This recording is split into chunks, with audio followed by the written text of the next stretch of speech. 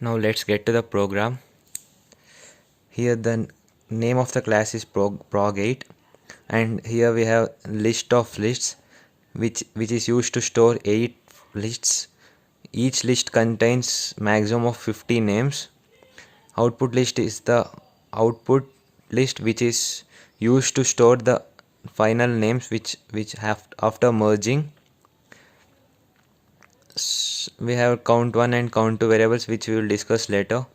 We have three functions: read file, sort list, and KV merge. In main function we have one for loop which tells that I is equal to 0, I is less than 4, I plus plus. We have 4 lists here, so we are using I is less than 4. And for each of the k lists, read file and sort list, we have to call read file and sort list, and we have to initialize the count of that list as 0.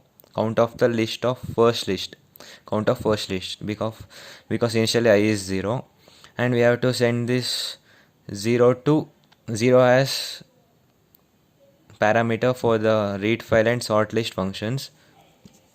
Now let's see the what's read file and sort list functions tells us.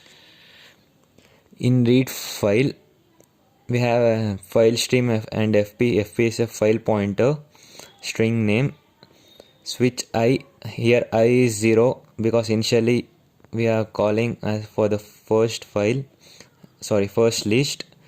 So we need to open the first list, text1.txt ios in, which allows input from a stream. Similarly, we need to call read file int I for the next 3 lists. So I will be 1, 2 and 3 for the next 3 times. So we need which opens all the files, all the text files.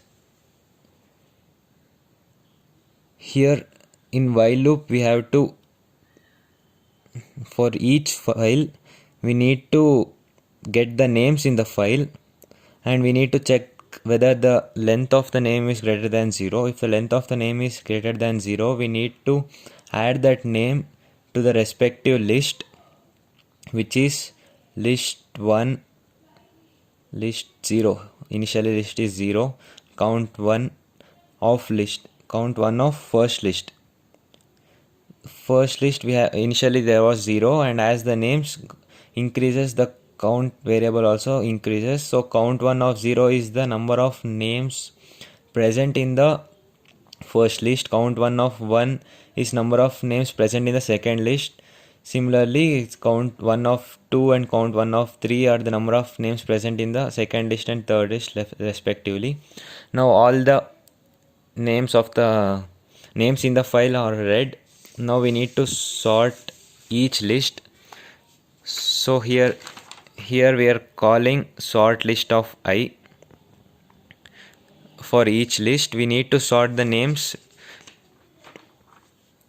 So in sort list we are using bubble sort technique. So you guys already know about bubble sort. So the output of this function will be 4 lists which are sorted in ascending order. Now after reading and sorting, we call KV merge function, which is the final function and the main function in this program. This KV merge function is used to merge all the sorted list, and in which we also sort the respective elements in all the 4 lists, and we prepare a single list called out list. KV merge we have small variable, small list, count 3, start, avail list, avail 4, which we will discuss as the program proceeds. First we need to initialize the variables. There are 4 lists, so we are using I is less than 4. Avail of I is equal to 1.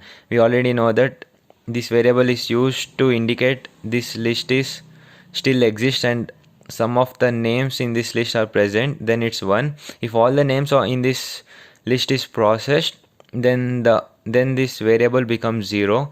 Count 2 of I tells how many names are processed. Now we we didn't start the processing yet, so initially it will be 0, while avail list is greater than 1. Here we have initialized avail list as 4 because there are 4 lists still available, and all the lists didn't get processed yet, so we have initially 4.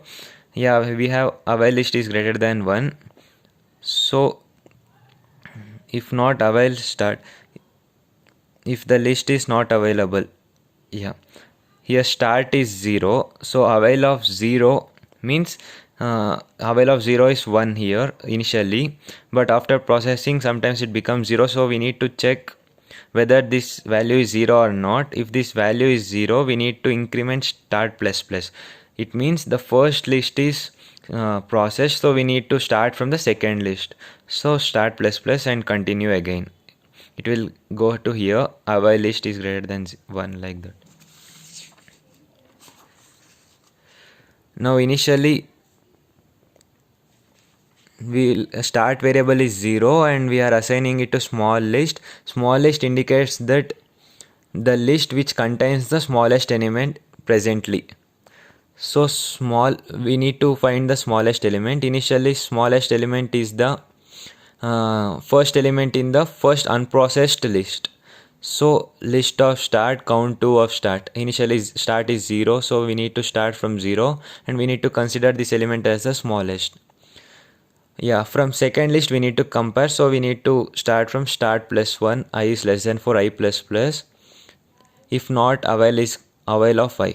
If not, the next list is available, continue. Again we need to increment the list. So if we are comparing list 1 with list 2 and list 2 is not present, we are incrementing the list to list 3. So we are comparing the first element in the list 1 with the first element with the first element of the list 3.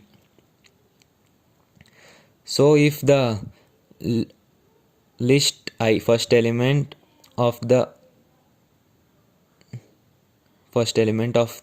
list 3, and the first unprocessed element of the list 3 is less than small is the first element of the list 1, unprocessed list element,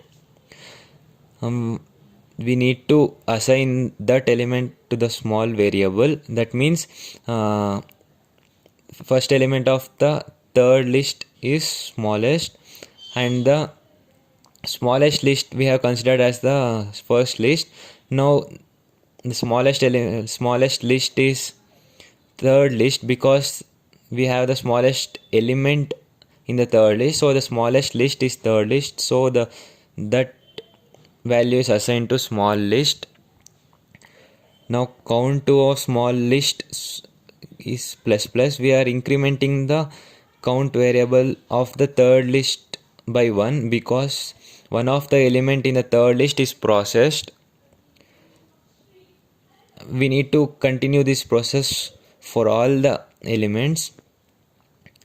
If count 2 of small list is double equal to count 1 of small list. Count 1 of small list contains the total number of elements in every list. So if both are equal, then all the elements in that list are processed. So avail of smallest is 0. That list is not available.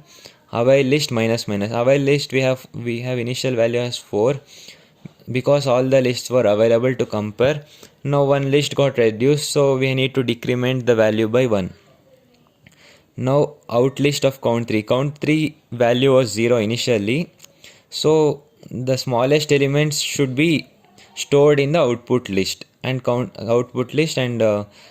at index 0 initially, and we need to increment to store the further elements. Now in this for loop we are checking whether the list is available or not. Yeah, after all this process, only one list will be available, and maximum of one list will be available because there is no other list to compare. We need to append all those elements in the list to the final output list, and this for loop is used for that. And finally we need to show the output. We need to display the output in merged list. For I is equal to 0, I is less than count of 3. Count 3, the total elements in the output list, so it should be less than count 3. And if output list of I is double equal to out list of I plus 1, as we have seen in the example, that if we have two A's, we need to cancel one A and should print one A. So we should continue to the for loop, and we need to print out list of I. Finally, the output is, we have 4 files: text1.txt, text2.txt, text3.txt, and text4.txt, and we have names in all the lists, and some of the names are repeated. As you can see, these two names are repeated, and the final merged list is the list which contains all the single elements in ascending order without containing any duplicates. This is the concept behind the merge, K-way merge.